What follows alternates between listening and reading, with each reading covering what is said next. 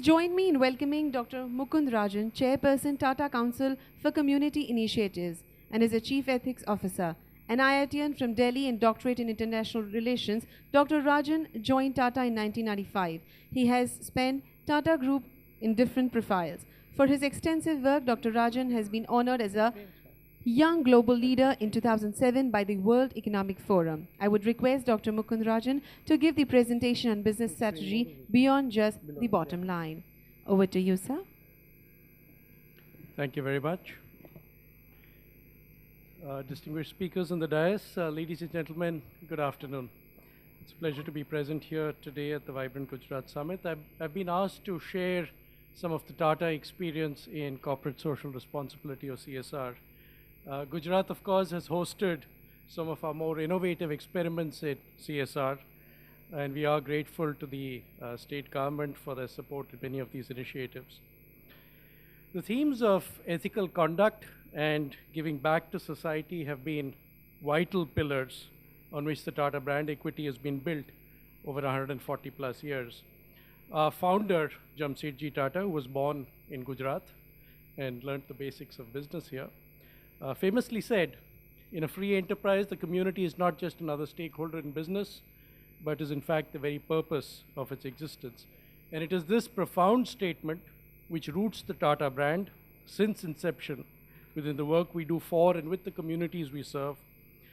It has also found further resonance with the unique ownership structure which has evolved in the Tata Group over the years. The sons of the founder, Dorab Tata and Ratan Tata, each endowed charitable trusts with their equity holdings in the principal investment holding company of the Tata Group, Tata Sons.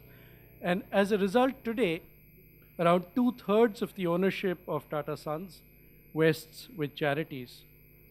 As a former Tata chairman, J.R.D. Tata, once said, and I quote, "The wealth gathered by Jamsetji and his sons is held in trust for the people and used exclusively for their benefit.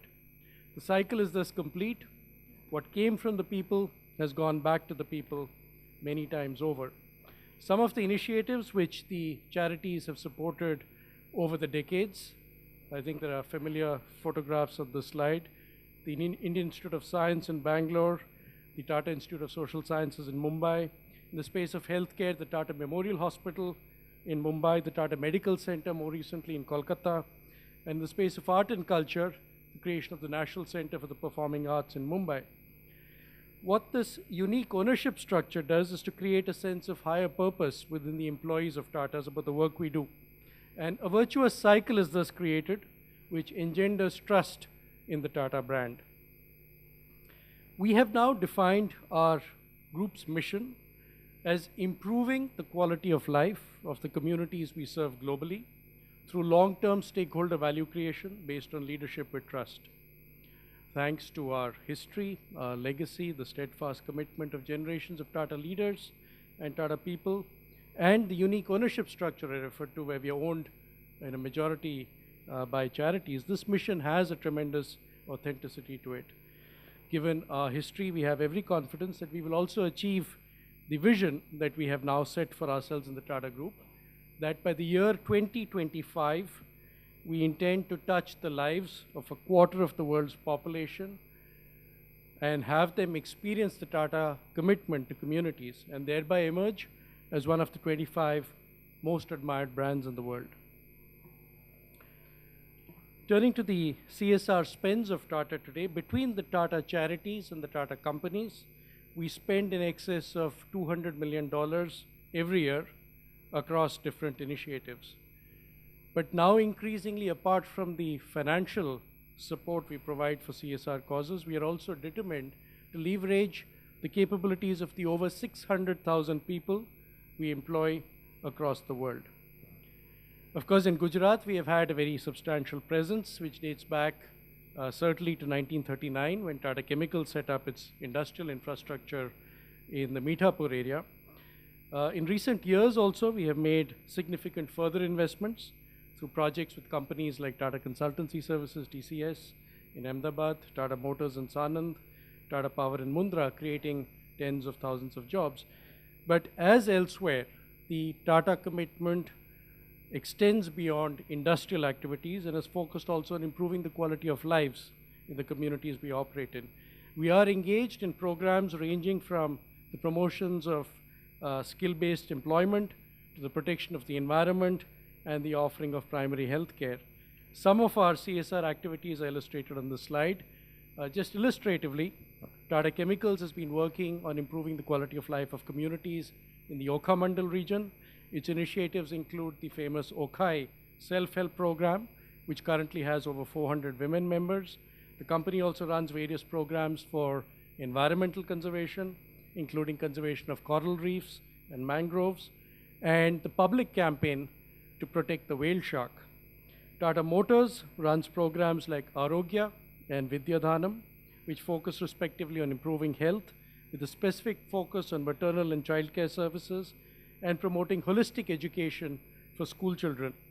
Collectively, their programs impacted over 40,000 people last year. Tata Power in the Mundra Taluk has initiated the Gaushala initiative, which provides employment, generates revenues through improved cattle productivity and production of value-added milk products. Around 25% of the households in Mundra Taluk actually have benefited from this initiative. But this is Gujarat. Going forward at the group level, our CSR efforts will be directed towards three kinds of initiatives. The first, which I mentioned earlier, is looking at our human resources, our people, our volunteers. The second is the work that we do in providing relief to impacted communities in the wake of disasters. And the third are what we entitle GCPs or Group CSR programs. In each of these, our focus is typically on the most vulnerable elements of the communities that we serve. For instance, the disabled, children, members of the scheduled castes and scheduled tribes in India, and women. And volunteering forms a common thread across each of these. We aim really to provide a strong ecosystem to encourage the culture of volunteering across Tata Group companies. And to support this, we launched a group-wide initiative to coincide with the 175th birth anniversary of our founder Jamsetji Tata on March 3rd last year. This group-wide initiative, which we have branded Tata Engage, offers volunteering opportunities which are now being extended not just to the employees but the employees' families and also to retired Tata employees. And already 55,000 Tata employees have registered for these programs. I think the images on the slide will capture some of the diverse kinds of engagement which employees have undertaken across geographies, from India to China to the United States. We have three volunteering formats: the Volunteering Week, Pro Engage, and Engage Plus, each of which provides different kinds and quality of volunteering effort which our employees can participate in. And under the three formats, hundreds of projects have been embraced in the last year alone, including illustratively helping a non-profit to develop a marketing plan, putting together an MIS software package for a healthcare institution, and of course deputing Tata people, Tata volunteers, to work on relief projects in disaster-affected areas, which is what I will talk about next. You can see in the photos on the slide the work done by some of our group companies in the wake of the massive floods that were experienced in the state of Uttarakhand last year, and earlier a few months back in Jammu and Kashmir as well. And whenever disaster strikes on a large scale, it is our effort at the Tata Group to send out volunteers, send out relief packages to these affected areas. So far as group CSR programs or GCPs are concerned, we are keen to identify a limited number of programs so that the focus can be truly high and the impact we can create as a group can be substantial. We use a number of filters to identify what these GCPs should be. These typically will include leveraging the competencies of our group companies, the competencies of the Tata charities, and very importantly, the possibilities for volunteering by Tata executives. The first CSR program at the group level that we have embraced is skills development. This is clearly a major need across the globe, including in India, of course, where over the next decade, over 100 million young people are going to be joining the job market. We have branded this initiative Tata Strive, and the skilling capacity we intend to create through a tripartite network of Tata captive centers run by our companies, the non-profit sector, and the ITIs managed by the state and central governments.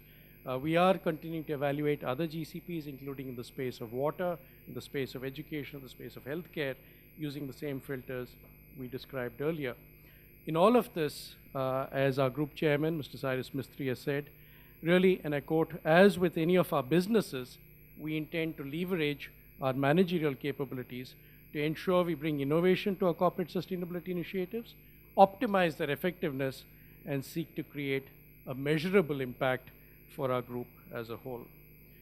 You've been very patient. I know the afternoon is moving on, so thank you very much. Thank you very much, sir, for portraying Tata's role model for CSR. We appreciate your efforts. Now, taking the seminar ahead, I would like to warmly welcome and introduce Mr. Yves Decor, Director General International Committee of the Red Cross. A former journalist, TV producer, and international relations expert, Mr. Decor is having more than 2 decades of ICRC career and has served many countries with a variety of posts and challenging contacts. Mr. Decor is here to give a presentation on optimizing outcomes through collective action across the globe. Over to you, sir. Thank you. And I don't know if I can say good afternoon or good evening already. I'm very pleased to finish, in fact, the afternoon, or that you finish the afternoon with me. The reason is because I'm not an expert in CSR. And I'm really not an expert in CSR, but I'm an expert in helping, assisting, protecting people in the most difficult situation, in war, in emergency. And what I would like to share with you is 2 strong beliefs. One is my own organization, the International Committee of the Red Cross, which is working everywhere in the world, will not be able to respond on its own. I feel more and more that we need strong collaboration. And I'll come back on that. And that's why CSR is so important and will evolve. And B, I would like to say, I think India, you here in Gujarat, but also you here in India, have a lot to offer. I've heard Chief Minister, I've heard also Minister of Finance saying that how much you have to offer here in India, how much you have to do. But your practice, your experience in terms of innovation, collaboration, CSR, should be also used outside of India, for the world. And I would like to explain you briefly why I think it's so important. Quickly, just to put that in perspective, and we can spend hours, and I understand I have only 4 hours. So my first hours will be on Middle East, my second 2 hours will be Africa, and the third one will be in Asia. No, I'm saying 5 minutes. My first minute is if I look at what we are confronted with when we talk about collaboration, about work, it's about complexity. All of us, being private sectors, government, humanitarian organization, international organization, when we deal with problems, especially when we deal with humanitarian problem, with human problem, they are never simple, including in our world, the humanitarian world. I mean, where is emergency starting in Afghanistan? Where is it starting? Since 30 years of problems. When do you think emergency will finish in Iraq or in Syria? When you do have at the same time acute problem, chronic problems related to social fabric, poverty, climate change. You spoke, Chief Minister was speaking also about what's happening in this country. You do have a mix of problems. So when we want to respond to humanitarian problems, when we want to close the gap between our response and to the needs, we have to embrace complexity. I'll put it here. So we are dealing with complex issues, always. Nothing is straightforward. The second point, which is also influencing the way we will work together, is, I don't know how you feel here in Gujarat, but there is today, from my own perspective, a total lack of international convergence when it comes to deal with major issues. I must be honest, this morning I was extremely pleased and honored to be with you here and to see all these ministers, all these people together, speaking the same voice. But can I be honest with you too? I don't see that often. I don't see that often that states are ready to sit together and to propose solutions when it comes to deal with war when it comes to deal with the economic crisis, when it comes to deal with climate change, when it comes to deal with migration. And this is the reality in which we operate. It's not a critics.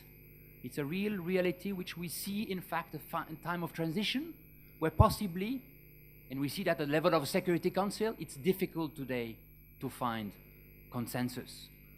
It's difficult to find solution for global issues. And we have to find, each of us, some issues. And I can tell you, for example, as an organization, we are working in Syria and Iraq.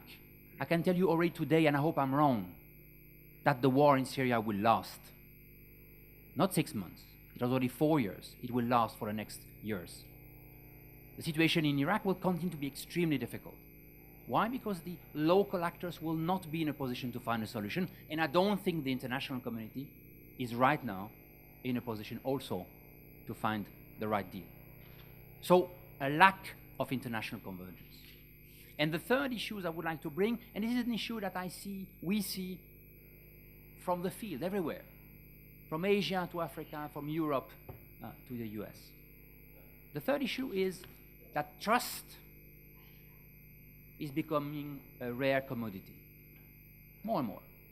That the people do not trust institutions the way they did 20 years ago. They don't trust always government the way they did. That we are working in a very globalized world, but also very fragmented world. Maybe because of new technologies. New technologies are bringing a lot of opportunities, but also what they do, they allow each of us to have our own experience, to judge, to compare, to check. I feel that more and more in my own domain. I'll give you one concrete story. It happened recently to one of my team in Somalia. For the one who knows Somalia, Somalia is 30 years of pressure, 30 years of extreme difficulties, extremely complicated also to work there. Somalia recently, something a year ago, had a typhoon. The typhoon hit Somalia 2 days before a massive typhoon hit Philippines. Not the same typhoon, other typhoon. In Philippines, rightly so, there was a remarkable mobilization by all of us to try to help Philippines. When the typhoon hit Somalia, my team working there together with the Somali Red Crescent went to the place. It took us 4 days to go from Mogadishu to the places. Because it's difficult places, you have to negotiate your space. It's not because you're the Red Cross that you're welcome. You have to explain, you have to negotiate always, and that's fine.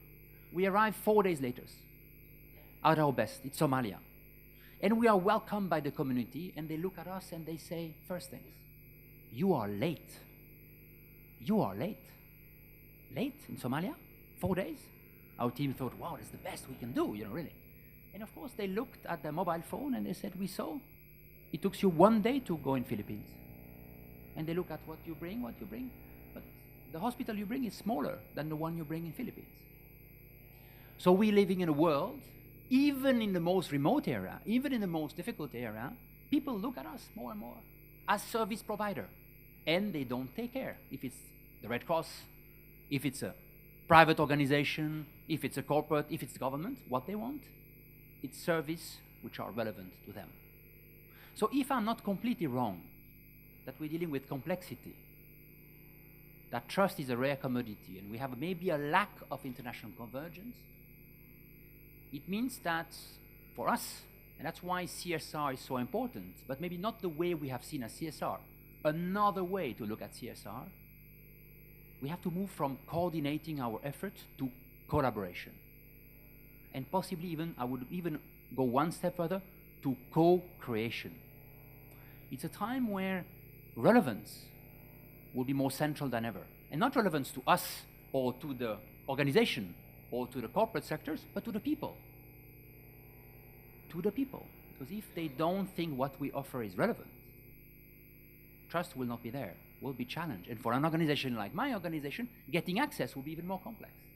But for also a corporate organization, gaining trust from the community is essential, from government is essential. So it seems more and more that we will have to move to another paradigm, which is really co-creating solutions. And when it's complexity, you have to agree, we have to adapt fast, you have to find the right solution. As an organization, you can provide something, but maybe not fast enough. I give you health. We are working very heavily in health, ICRC, the Red Cross, normal. That's our job. And we're working in hospitals, we are providing a lot of services, but I'm convinced that in the next 3 years, health will go through a major revolution, major. And possibly one of the biggest organizations when it comes to health might be Google. My bet is Google, in 3 or 4 years' time, might not be known anymore as a communication or a technologic or a search engine organization, but possibly as a health organization. Why? Because big data will be fundamental to analyze what will people want and how it works. I just give you this example. As an organization, my own organization, critical at the same time to commit ourselves, to be as good as possible when it comes to health, to have the right people, but also to immediately already think 5 years in advance, being able to capture, to connect, to collaborate. And here it's why it's so important to think about CSR, but CSR in India. Why in India, if I may say so? I've observed you for a long time, and what I'm struck with India, you have a different perspective about innovation. You are possibly the only country who thinks innovation not only for a small tier of the population, not only for the highly, let's say, rich customer, but you're able to think innovation for the masses. You're able to think frugal innovation, low cost, low technology, to combine that. And I'm of the very strong feeling that that's the innovation we need tomorrow. We will have to innovate not only for our kids here in Gujarat or in Washington, but we have to innovate at the same time for the people here if I listen well, your minister, who are on the east, right? For the periphery, for the people who are not maybe well educated, both in India but also in the world. We have to understand that. And here collaboration is absolutely central. And I'm of the very strong opinion that private sectors, organizations, government, who understand what social responsibility is, and understand what shared values are, will be in the best place to be able to forge, in fact, co-creation, collaborate, understand the importance of it, their own people. And I was struck when you said that one of the focus in Tata is about your people. And I think people will be central. So co-creating solutions, putting the focus on our people, understanding what's happening, understanding that we will have to deal with complex issues. We have to be humble. Each of us have to provide something. We will not have all the response. And here it's possible that as a government, media, private sectors, organizations like mine, we will be able to forge even more relevant organization. Thank you very much. Thank you very much, sir. We appreciate all your work. With utmost respect, I would humbly request all the esteemed dignitaries on the dais to kindly take their places in the audience for the next phase of the seminar to begin of the panel discussion. I would request the dignitaries please take up your seats in the audience. Let's move on. I'm sorry. Thank you, ladies and gentlemen. Let's move on to the another important phase of the seminar, the panel discussion on CSR, drivers, barriers and opportunities in the Indian context. For the panel discussion, our moderator will be Mr. A.B. Ravi, Editor, Special Projects, CNBC TV 18. And the panelists are Mr. Vijay Chadha, Chief Executive Officer, Bharti Foundation. Mr. Richard Rekhi, Chief Executive Officer, KPMG, India. Mr. Alok Misra, Executive Director and Head, CSR, ONGC. Mr. Shardul Shroff, Managing Partner, Amarchand and Mangaldas and Suresh Shroff and Company. And last but not the least, Mr. Ajit Singh, Executive Vice President and Head, CSR, L&T.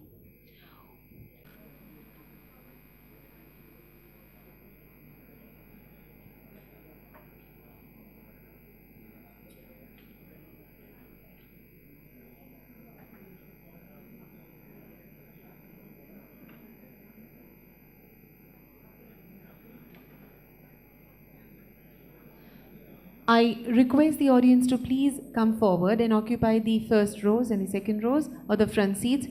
I request.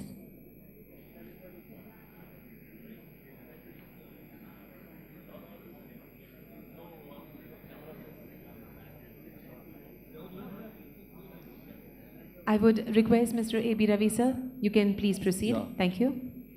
Good evening, everybody. Welcome to the special discussion on CSR. CSR is a new buzzword in corporate India. Now that it has become mandatory, what are the issues and challenges corporate faces? What are the opportunities? That's our talking point. I'm A.B. Ravi from CNBC TV 18. Okay, let me introduce the people on the dais here. To my extreme right is Mr. Richard Reiki. He's the CEO of KPMG India. To my immediate right is Mr. Shradul Shroff. He's a managing partner, Amarchand and Mangaldas and Suresh A. Shroff and Company. To my immediate left is Mr. Ajit Singh, Mr. Vijay Chadda, Mr. Vijay Chadda, CEO of Bharati Foundation. To his left is Mr. Ajit Singh, Executive Vice President and Head CSR of Larsen & Toubro.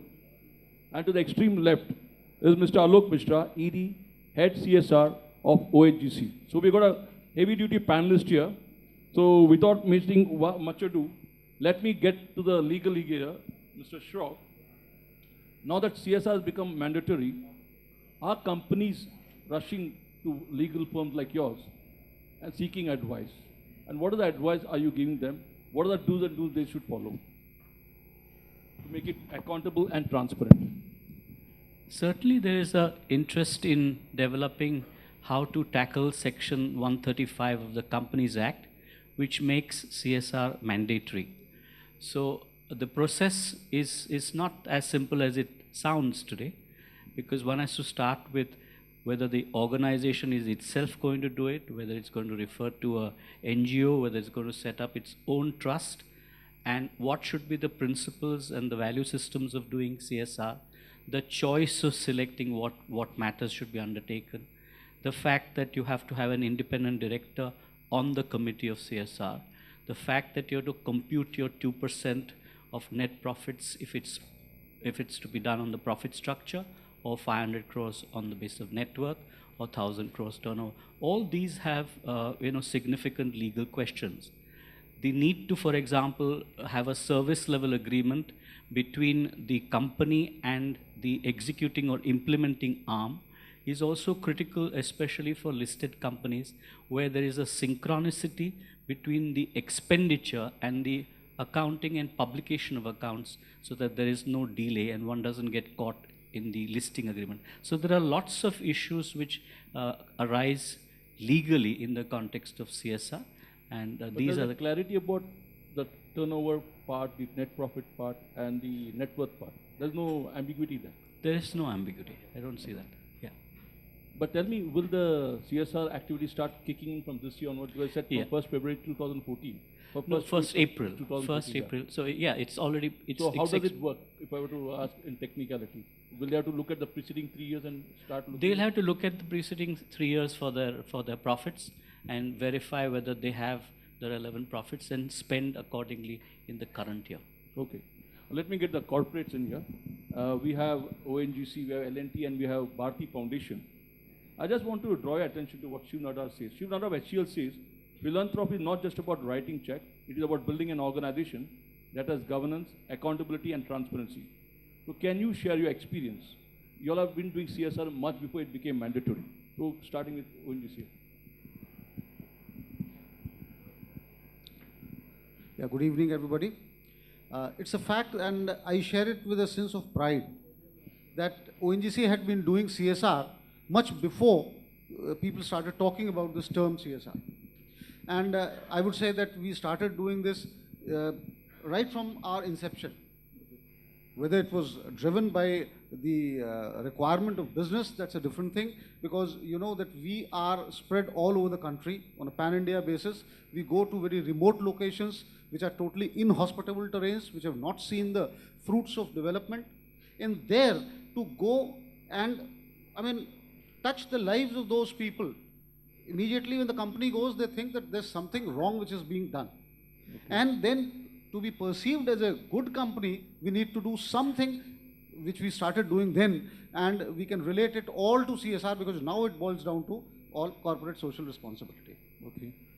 But one thing I would like to always say, that people share their experiences of CSR and say that we are a socially responsible corporate because we abide by all the laws. And that's all. And if we abide by all the laws, we are a very responsible corporate. But then CSR, as I always say, the R, responsibility, as was also mentioned by one of the speakers earlier, it denotes that you must have a duty towards society. And therefore, it's not only just going and abiding by the law of the land. It is trying to do something more for the society. Then you become corporate social responsibility. That is the concept of corporate social responsibility. And that is being practiced by ONGC. Yes. Mr. Singh, at L&T, can you share your lessons for the newcomers? At L&T, we always believed in inclusive growth, and all our social responsibility related initiatives are addressing the community development. It's always been our endeavor actually to impact the lives of the not so privileged people, be it through education, be it through health, be it through skill. We've been carrying out these initiatives around our campuses and around our project sites also. When I say project sites, you can imagine it's generally in the interiors of the country as well. But again, I want to add to what Ravi talked about the Companies Act. This gives us an opportunity to all of us to revisit our initiatives, revisit our focus areas. We did exactly that. We went through a large-scale interactive process involving a large number of people, nearly about 3,500 colleagues of ours, across the organization, across locations, across cadres. And we said, let's revisit our theme areas and redevelop what all we should be focused on. We are a national company, so whatever we do as a part of CSR, we should create a national impact. So we have redefined our theme. Now we want to leverage our strengths. We are large in the infrastructure segment. So we said our new theme should be building India's social infrastructure with 4 verticals. One is the water and sanitation, trying to provide safe drinking water and proper proper sanitation facilities. Second was the health, the education, and also skill building. We have gone into a detailed analysis of all of these. To give you another example, the water and sanitation. How do we choose? Where should we go in? One is go to the project sites that we are already into. We said we'll follow a slightly different model. We took up an exercise to see which are the states in the country which are water scarce, a term called water stress index, which measures the water availability in terms of quantity versus the demand, the water quality, that means somebody also talked about the fluoride affected, the nitrate affected water and so on. And also the third aspect which we included was the climate change impacts, the uncertainty in the water supply. But given the climate change situation, the water supply is also changing. Some areas are drought prone, some are famine prone, some are cyclone prone and so on. So we arrived at what are the states which need attention. Then we drill down to the district level, and then we drill down to the tehsil level. Now we are trying to start our interventions with water and sanitation, and again build on those for the earlier 3 thrusts, what we talked about, health, education, and skill building. So that's the way we are trying to focus on and scale up our social activities as well. Okay. Let me get Bharti. Yeah. I also believe first you are like an organization giving checks to too many NGOs. Right. You decide to focus on one or 2 areas. Could you throw a light on what would be the lesson for newcomers? Sure. I think amongst the corporates seated here, Bharti is probably the youngest group. So foundation was set up in 2000, and we initially started off by supporting other organizations working in the area of education. So the chosen area was education of underprivileged children, but we were funding other projects. 2006, we started our flagship program where we said we'll implement it ourselves by setting up what is called the Satya Bharti School Program. Okay. That's now 254 schools strong across 6 states. Schools totally managed, funded by the foundation and run by us. Right. In addition to that, now we've got on to our next stage where we work with government schools. In 2 projects, running remedial centers for out-of-school children in over 300 government schools, and holistic quality improvement programs with government schools, because we decided that we will work to impact the overall education system in rural India. All our schools are in villages. Okay. So focus, implementation. Of course, this was till 15th August. After 15th August, our chairman also announced that we would work towards Swachh Bharat, and we announced Satya Bharti Abhiyan and committed 100 crores for toilets in every rural household in Ludhiana district in phase 1. and to provide toilets in every government school which does not have a toilet for girls.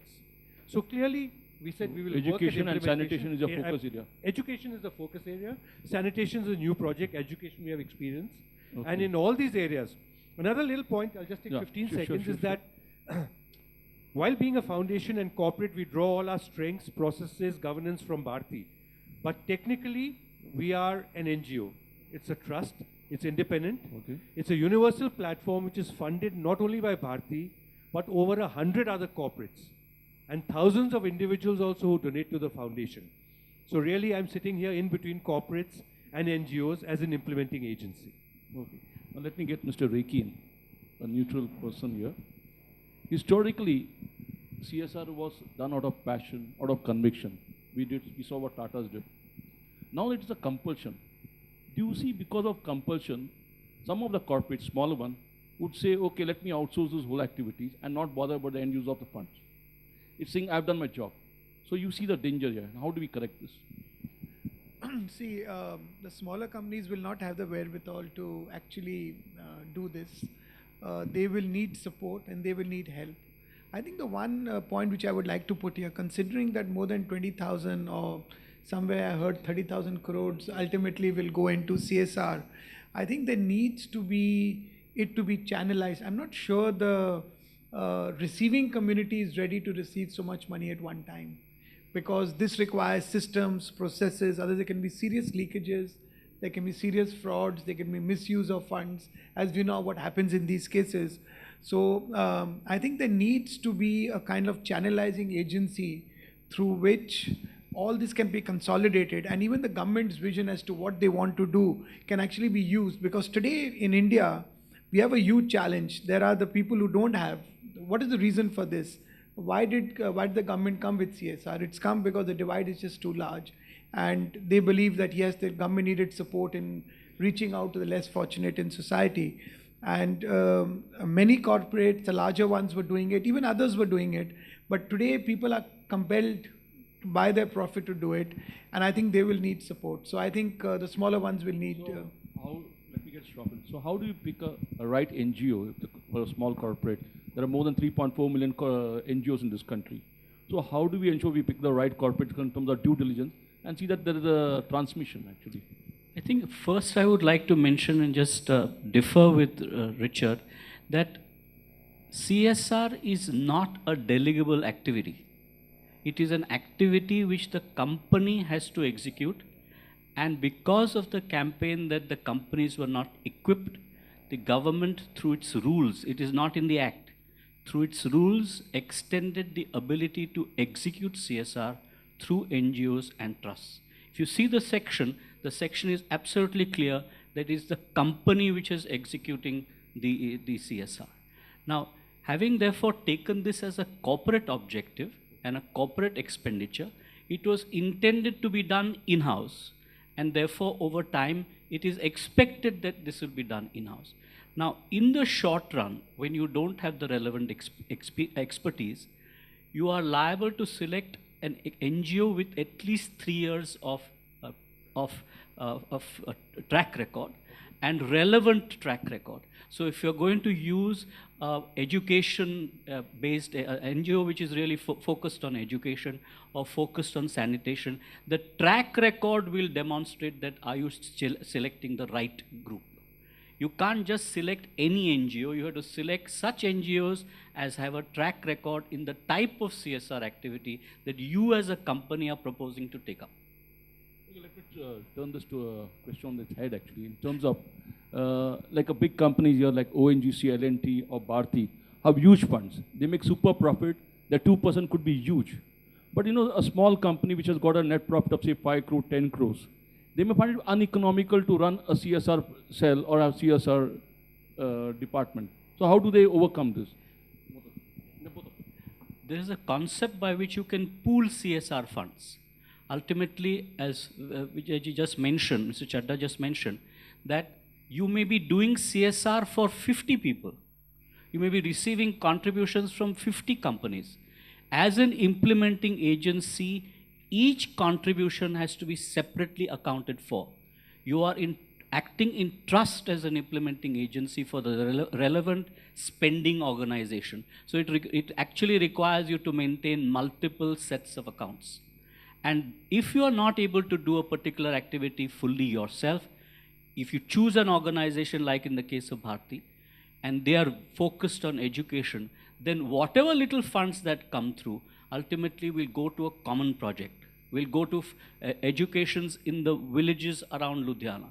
So it doesn't matter whether you can do the whole of the village, but by your combining with others, you're able to pool resources and spend on a common objective. This can be done by group companies, this can be done by unconnected companies. Can a company, before Mr. Rekhi, can a company A go to Bharti and say, here's the CSR fund I've got, you manage it? They don't go Mr. to Ravi, Bharti. may I answer that? I mean, I just mentioned, like Mr. Shroff rightly said, we are a corporate foundation, but we have over 100 corporate donors and a number of individual donors. Right? They donate to the program because they want work in the area of education, whether they believe in the girl child or whether they believe in running a school. All our children study free. We have over 55,000 children who are being impacted by our program. Okay. But every donor gets a detailed report. So what Mr. Shroff rightly says is the transparency, it's the accounting and the accountability, it's the governance norms that you follow, which will actually give confidence to a donor that I can see every penny of mine, I can track it, I get a report, okay. I can monitor it, I can ask questions, so I get back accountability for the money that I give. Okay. So really, it's not about just Bharti. I'm sure there are other organizations who also do great work. There are a number of NGOs. NGO is not necessarily a bad word. It's become a bad word because there are bad elements around, but there are a number of good NGOs doing excellent work. And we've got to believe in that. A little bit of disagreement with Mr. Shroff is that we have to find implementing agencies. Every corporate cannot get down to doing it on their own. If we have to maximize impact, if we have to have greater relevance and build sustainability. If a corporate sets up a CSR arm, that's money from profits which comes in. Profits are not guaranteed for life. So if you start projects, especially long-term ones, you've got to ensure sustainability. That can only come by pooling in resources, by building credible implementing agencies, by ensuring that delivery is monitored, and despite the fact that your funds that you contribute may vary up and down, the project does not suffer. So, yeah, see, I'll just give the example of IT. I mean, the IT outsourcing which happened, it happened over a period of time, okay? And I think if we extend this to CSR, and we're talking 20, 30,000, could go to whatever, 100,000 crores. I think there will be an outsourcing which will happen in this, outsourcing or done by people who can do it more efficiently, who can do it more, in a better way. Secondly, I think I can see some rating agencies coming in, or agencies which will evaluate these NGOs and say who are the good, so corporates can decide who are the NGOs which actually do that. So few of these things will come down. It'll take time because this law has just come in. People are going to try it on their own. Like Bharti did try it in their own and then went and did something. Because even in Bharti's case, they are not running it actually. Because see, the corporate, they've got an NGO which runs it in a way which is maybe a Bharti NGO, but it is an NGO which runs it and which is professional and which is running independently and also getting other people. I think this is the way it is going to go on the larger ones. I can see that happening. And the smaller ones will tie on. Like if tomorrow they find Bharti Foundation to be good, so why won't I not go and, put my thing with the Bharti Foundation? Because that is acceptable. So I can see this happening, outsourcing actually happening. Why I said is the PM has also told the bank that they should take one social problem and collectively use the fund for that purpose. So, certain agencies like the Tata Institute of Social Sciences, which have an empanelment system of NGOs. There was CSR hub based in Mumbai, and they empanel the NGOs. So we have been approaching them and trying to get the list of NGOs who have been doing credible work, who have empaneled with this. That could be one starting point as well.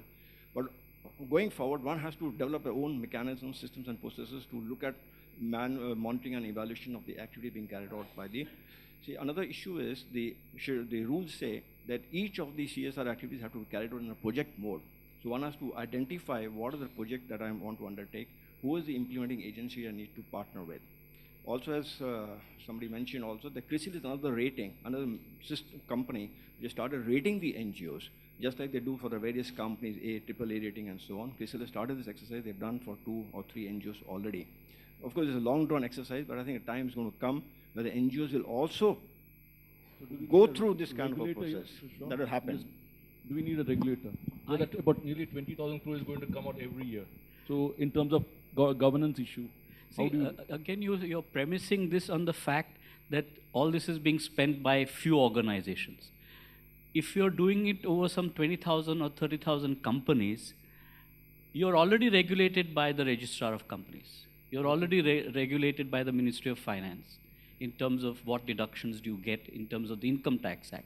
So whether you need a regulator it's a subset of your business accounts, because you're going to show this as an expenditure which is not deductible. You're not going to be able to claim any deduction on this. So you're therefore, I don't think you need a separate regulator. You just need to have proper accounting, maybe a separate schedule of how CSR expenditure in the project mode has been spent. That's what you'll probably need. So sorry. Actually, I just wanted to mention that as regards the public sector undertakings, there has been a paradigm shift after 1st of April 2014. Because before this, the public sector undertakings, whether big or small, they were being regulated under the Department of Public Enterprises guidelines for all CPSEs. And there it was very clearly mentioned that don't do CSR yourself, get it done through a partner, do it in a project mode. I mean, all those things which are now inbuilt into the Companies Act were there, but it was to be done by partnering others. Now the shift is that we have to do it ourselves. Or it should be a trust which is created by us or by a subsidiary of my company, or if at all, as Mr. Shroff rightly pointed out, that there has to be, if we have to partner a NGO or a trust, then it must have a 3-year track record of doing similar type of intervention in the society. So that is the, law part of it.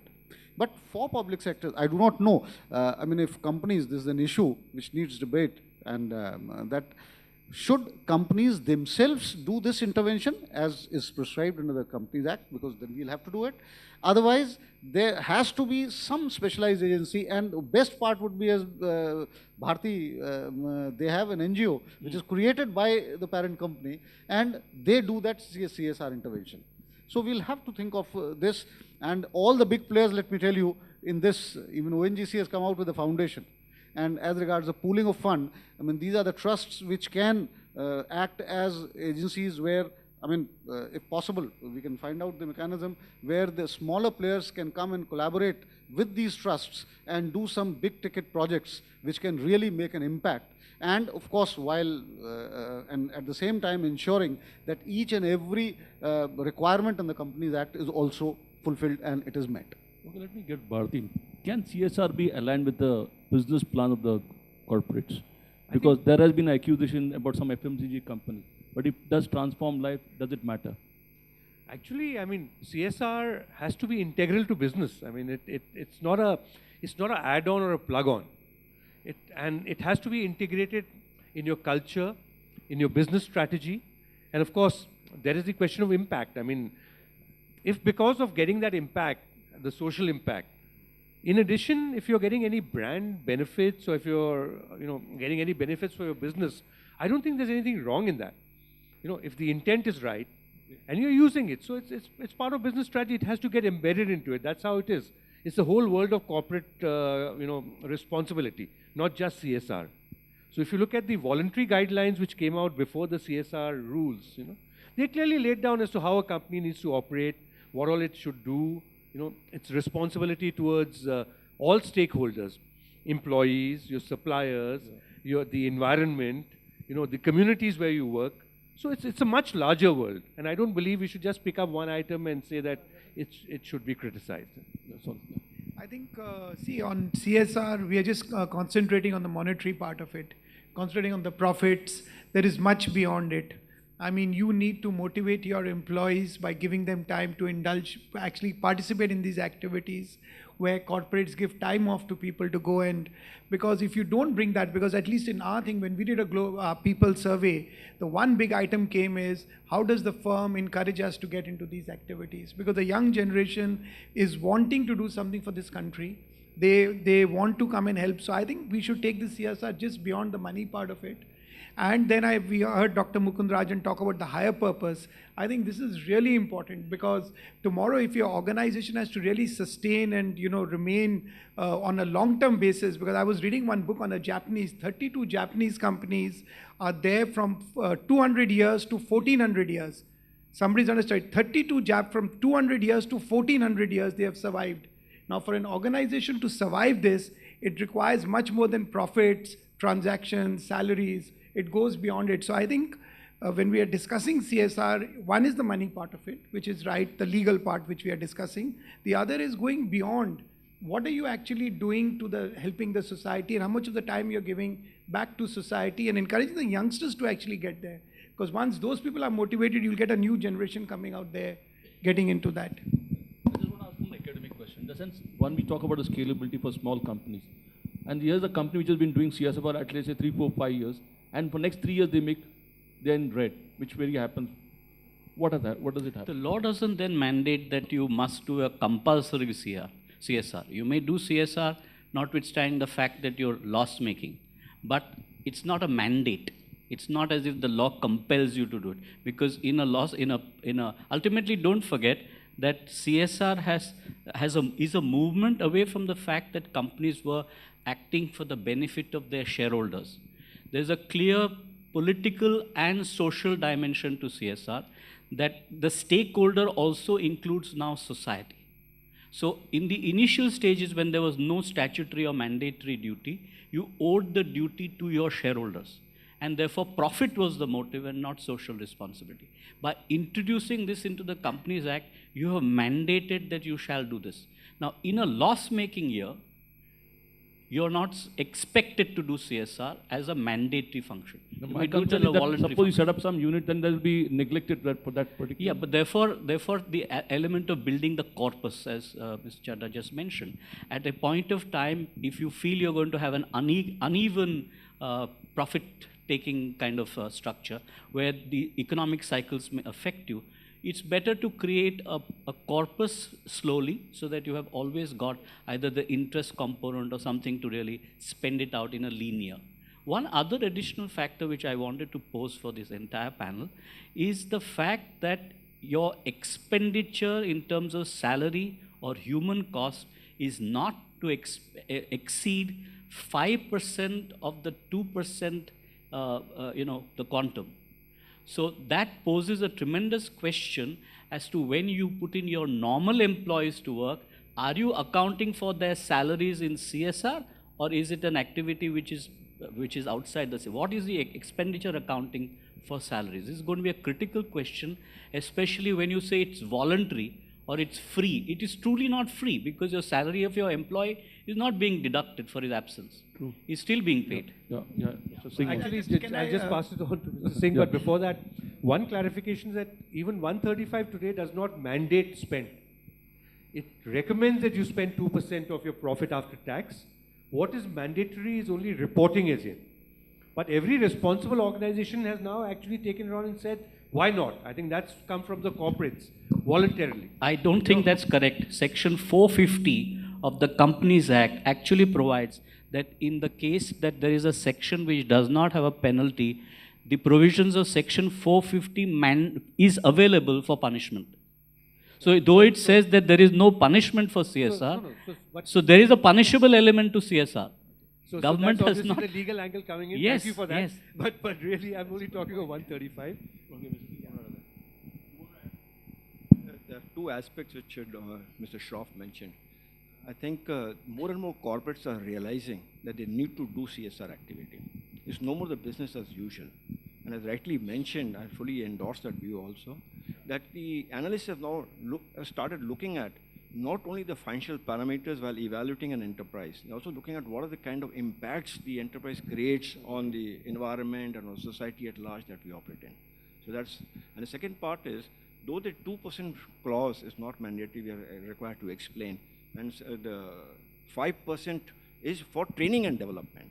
But the PRE kind of expenses, like the personal related expenses, if we can identify the person has spent so much extra time or so much of his time for a particular project, then the Act allows you to attribute that cost to the project cost, which can be considered as the CSR spend. So is there any expectation or support you'll need from the government now that the whole thing is rolling from the corporate sector? Is there any barriers to growth or anything that is hindering corporate India that you need a support for? I think it is too early to say that what we need, because it has just come into effect from the 1st of April, and I see it as a big opportunity for the corporates, because many of us had been doing a lot of CSR, but now India has become the first and probably the only country where there is a legal framework within which CSR is to be done. And if we see it as an opportunity, we do it. And as I said in my previous remarks, that it is not only the law of the land which should be followed, we must do something more than that, and that more would come in the form of this 2% spend for societal benefit. Okay, the final question. Will it touch lives and impact over the next 5 years? What kind of transformation will you see in the society? I want all the panelists to... I think you see, anything that is regulated will force people to do it, because when it's voluntary, people do it and not do it, and it's then done in spirit. But I think this will have a major impact on society, my view. I agree with Richard that it will have a major impact on society. CSR is different from philanthropy. It is different from a political donation. The Act has all three ingredients in it. So clearly CSR is not philanthropy. It is different from philanthropy. The whole series of talks that we had proceeded on the footing of philanthropy. This is not philanthropy because there's a separate section in the Companies Act which provides for charity. So this is distinct from charity. It will surely have a very positive impact. If you look at, just to give another example, when we talked about water and sanitation, now when we said we are trying to look at certain areas beyond our campuses, beyond our project sites, that we are looking at tehsils which are distant from our places and cluster of villages, and will definitely have an impact there. To take another example, when we talked about skilling, we have 8 construction skill training institutes in the country, where we train the youth and the school dropouts free, and we give them a stipend, in fact, for 3 to 6 months, and there's no ring fencing. They can join Larsen & Toubro construction areas, or they can join any of the contractors, and to a pleasant surprise, many of them go back to the villages and become entrepreneurs. The challenge was that how do we engage them in work? In the last couple of years, the economy was not doing well, but now with the boost being given to Make in India, the manufacturing is going to get a boost, and I'm seeing all the infrastructure industry is going to expected to do well. It will be a very great opportunity to whatever we are doing as a CSR will make all these people employable as well. And it's going to have a very, very positive impact, a long-lasting impact to change the face of the country. Clearly, like everyone said, I think this is a wonderful step forward. It's positive. More importantly, I think with corporates getting involved and now getting more and more, accountable, the best practices will come into the NGO sector for implementation. So the impact on ground will increase. And going forward over the next 5 years, like the Prime Minister of Bhutan said, I'm sure that we will also be able to start measuring our, happiness index. Okay, Mr. Mishra, last word for you. Last word from me, there are challenges to identify and to carry on sustainable projects in CSR. That's the challenge, because sustainable means you must do something which can later on be owned by the society. You do not involve in it forever. And it has to be sustainable, plus it has to be, leads to inclusive growth, because a lot of talks were going on during the day on inclusive growth and sustainability. So that is one thing. And when we go from here, we are discussing it in Vibrant Gujarat. I'm sure we are going to go from here with a vow that now CSR is going to become Vibrant CSR. Okay, very, very positively put. I think we could go on, but we have to end here. Thanks a lot, gentlemen, for being on the show. It was really a pleasure. Thank you very much. Gentlemen, you can be seated, please.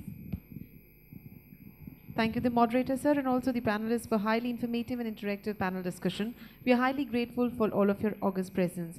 I would now request Dr. V. Thirupugal, Commissioner and Secretary, Rural Development, to kindly sum up the seminar of today with concluding remarks. Over to you, sir. You have been listening to speeches and presentations on corporate social responsibility for nearly 3 hours. Speaking on corporate social responsibility is difficult. The other day I read nearly 37 definitions of CSR. Maybe there are more. The concept and approach has been continuously evolving since its first emergence in the late 1950s. Hence, I said that talking on CSR is difficult. But listening to talks on CSR is more difficult. That is why half the crowd has already left. Hence, I will not test you further by summarizing what each and every speaker said.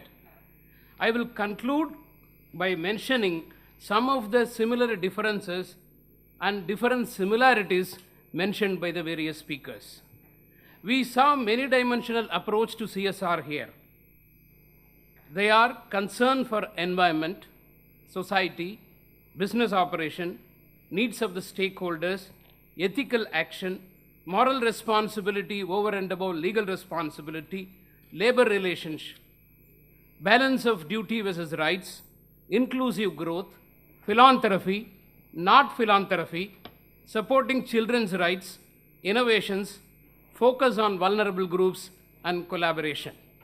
We have learnt that CSR means not only doing well, but also doing good. While doing good is welcome, we need to move beyond doing good to being good. That is, moving from corporate social responsibility to socially responsible corporates, to emphasize on principles over profit. The word responsibility is a beautiful word. Responsibility does not mean shouldering the burden. Responsibility means the ability to respond. Responding ability is responsibility. CSR is the ability of the corporates to respond to the needs of the customers, to the needs of the employees, to the needs of the affected people and the society at large. Finally, CSR is not to save the world. It will help the corporations and corporates to save themselves. People are not waiting to be saved. As Will Rogers said, things will get better despite our efforts to improve them. So CSR is not to improve others, but to improve ourselves. Thank you. Thank you very much, sir. I would humbly request Ms. S. Aparna to kindly give away the vote of thanks. Sorry, gentlemen, be seated once more time, please. Thank you. I was given the responsibility of organizing the CSR theme seminar as part of the Vibrant Gujarat Global Investor Summit. I have been the Principal Secretary Economic Affairs for the last 3.5 years. This is my 4th budget. Normally, the person who is making the budget is not involved in Vibrant Gujarat activities, but this time it was an exception, so that's my CSR to the Vibrant Gujarat. I have thoroughly enjoyed organizing this seminar, particularly because it broadened my horizons. It brought me into touch, albeit through emails and phone calls, with a set of brilliant and committed individuals whom you have heard here today as our speakers and our panelists. I am truly indebted to all of you, extremely senior, extremely busy, extremely important people who have found time to respond to our invitation, join us here and share your experience, your wisdom, your expertise. I will not take a lot of time. I will just mention that we also have the government of Gujarat, in its inimitable manner, has been dealing with CSR for quite some time now. While our PSUs were doing CSR independently through their own societies set up for the purpose, even before 2013, they did come together for certain projects. So for the project of Akshay Patra, that is a midday meal scheme, 4-5 corporates of the government of Gujarat, sponsored or owned, come together and work for it. This time, they are coming together and they have put up 7 engineering colleges and 4 polytechnic institutions. We have set up a CSR authority. Mr.